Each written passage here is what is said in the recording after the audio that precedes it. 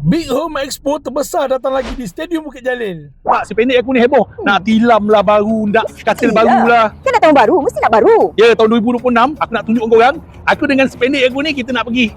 Ni dia, Big Home Expo yang terbesar sekali dekat Bukit Jalil ni tau. Masuk kat sini, dah macam-macam ada kat sini tau. Sofa-sofa dia semuanya lawa-lawa tau. Cantik-cantik, design dia banyak betul. Wah, kau main happy ke kau bergoyang? Lembut-lembut tilam kat sini. Kau tengok tilam dia berkualiti tau kat sini. Lepas tu design dia pula lawa-lawa. Orang kata design moden. Mana pergi orang rumah aku ni? Dekat bawah ni ke?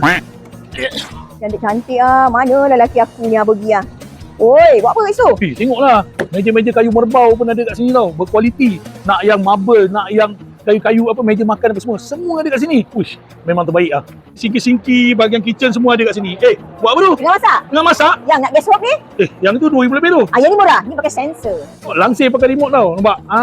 Dia Yang buka macam tu. Langsir ni sesuai lah untuk rumah kita. Kan? Tengok yang ni. Lagi banyak design dia. Boleh pilih. Wah, cantik-cantik. Kat sini semua cantik-cantik. Nampak? Baru-baru punya design. Ni semua boleh custom made ni. Apa?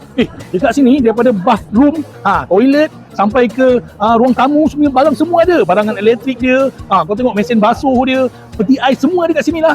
Sampai ke safety lock pintu pun dia ada jual ni. Pakai kunci tak moden lah, tengok ni Pakai thumbprint ni, nampak?